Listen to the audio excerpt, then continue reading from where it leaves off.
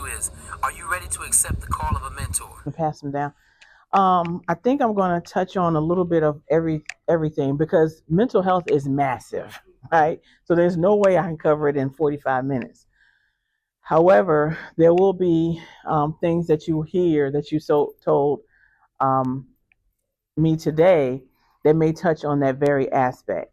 So yes, this is me. This is me. I have a master's degree in marriage and family therapy and couples counseling, and the NCC stands for National Certified Counselor. So all that is God led. I didn't want to go get my master's degree, but God said, "You go get your master's degree." So I did. I didn't want to take another test or an exam, but God says, "Get your NCC." So I did. So that's why I'm here. So the sheet that you have before you, can you go to the next slide?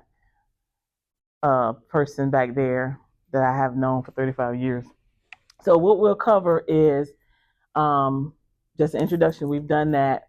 Mental health basics. Like I said, we can't cover everything in this set.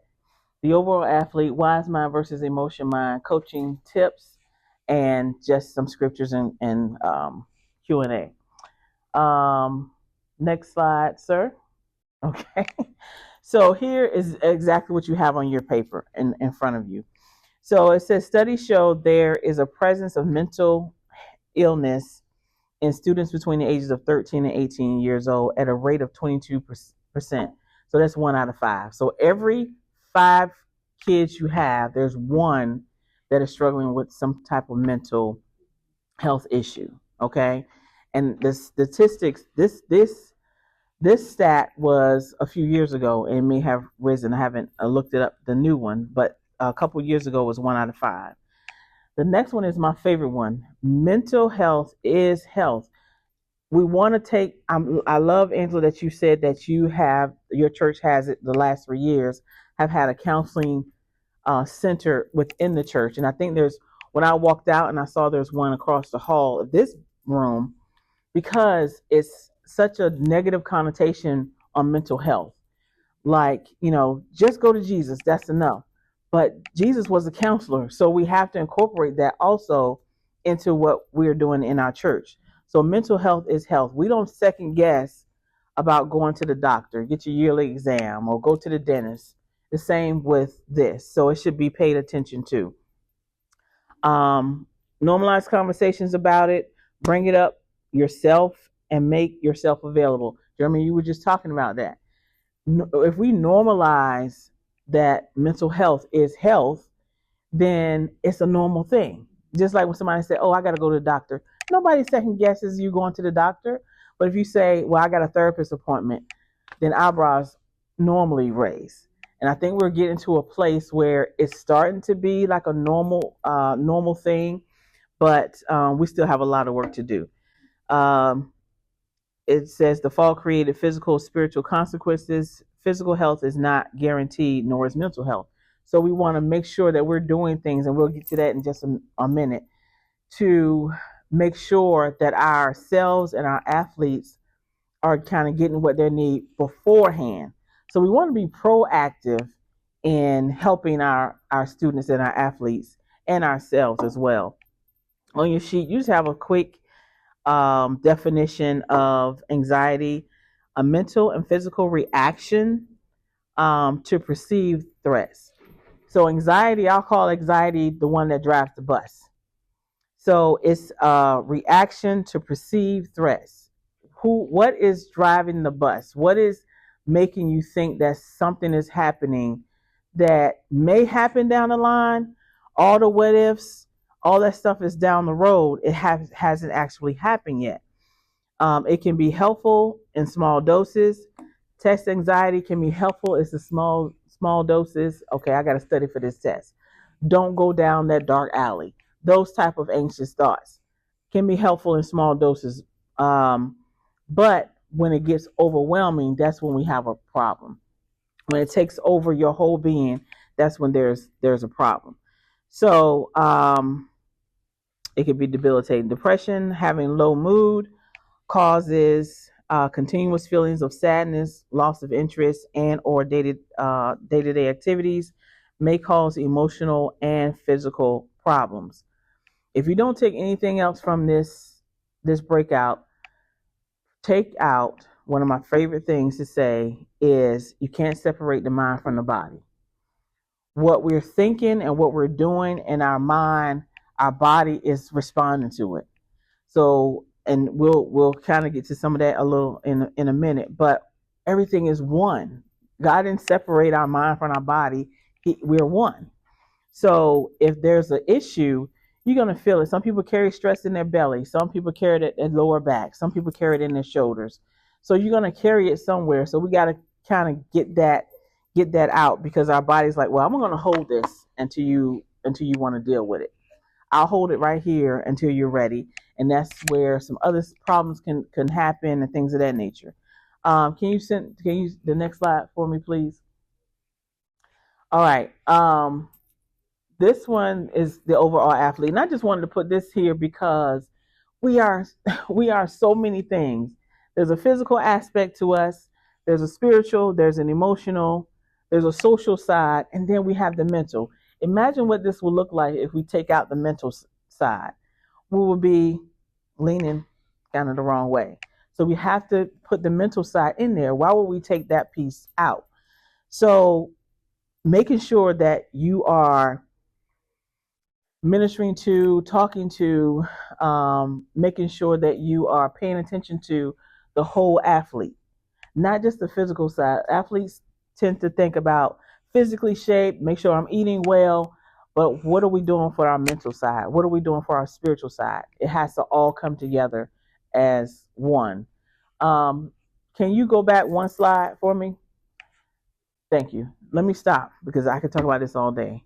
Does anybody have any questions, comments, anything that they want to add to what I said about those different studies? Okay, let's keep going then. 2 slides next. One more slide. Okay. So this is, Jeremy, can I use you again? I'm sorry to run you. You sat on the end, so I was like, yeah. Okay, this sheet will talk about what we call wise mind and emotion mind. So I'm gonna have to stand up so I can show you all.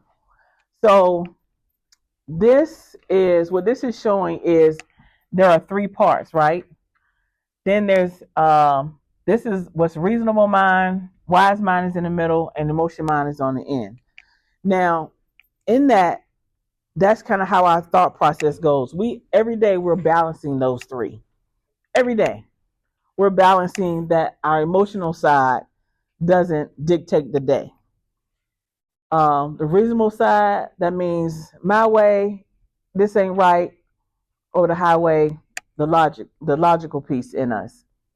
And then in the middle is the wise mind piece. That's the balance.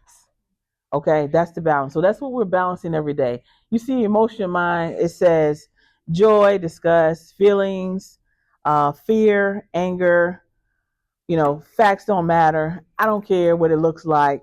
My emotions are saying, go, say this, do this. Emotions are running the show.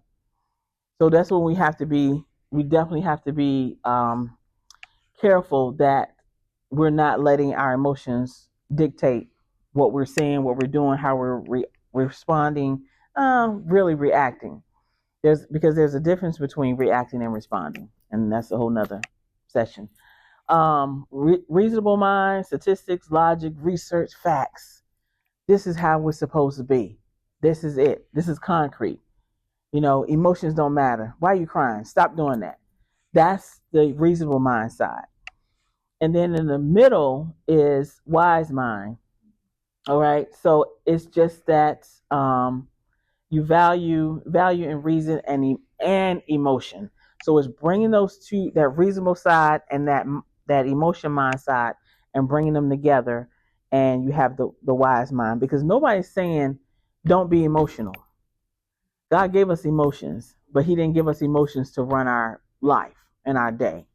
Okay, so we're wanting to bring those sides together and just have this balancing act every day, because we get emotional. When you feel emotions mostly in your legs. That's why when somebody cuts you off on the highway, you feel in your legs first. You want to drive a little faster because that energy is pushing through that leg, right? So you want to make sure that we are okay. Is this my emotions, or is this what is kind of happening here? Why am I reacting? There's always a reason why we react the way we do. What is the underlying reason why I'm reacting? And I'm saying ask yourself, but I'm really saying ask the Lord, because that's what I had to do. I'm like, why is that bothering me? What is going on with that? And when you ask him, he's going to tell you. He's going to tell you. Okay, why is that bothering me? Why am I feeling? And you feel it in your body first. You feel it like, why am I irritated? What's making me scared? What's making me sad? Why is this bothering me? I love the one that says up here about joy. It's like, well, joy is good. You want joy to run things, right? I use this example. I also work in a therapy office. And I said, well, if somebody called me and said, you won $2 million, I don't play lottery, but somebody left you $2 million. Because I work in a therapy office, just because I'm happy about it, I can't run up and down the hall hollering that I'm rich, because there are people working. So you still have to keep it, just don't let emotions run. So we want to take this and balance it. You don't want to be so one-sided. Another reasonable mind example is, say if you are traveling, like, I don't know how everybody got here, but we drove. It feels like forever, but we drove here. And example is, if we are passing something that I've always wanted to see, and my husband is in reasonable mind, he's like, no, we can't. He would never do that, but he's like, no, we can't stop there. We gotta get home. That's reasonable mind. There was no emotion in it. He has a plan. I'm going with this plan. We said we were going to leave at this time so we can get home by this time. That's reasonable mind. If you mix emotion in it, like, okay, we can stop, but can we kind of get it done within 30 minutes type of thing? So that's balancing the two. Y'all get it? Okay. Any questions about balancing? Do you see how you balance every day? How that can occur? So we kind of do it without even thinking about it, but it's making sure that the main thing is that either one of these sides are not running the show. Okay?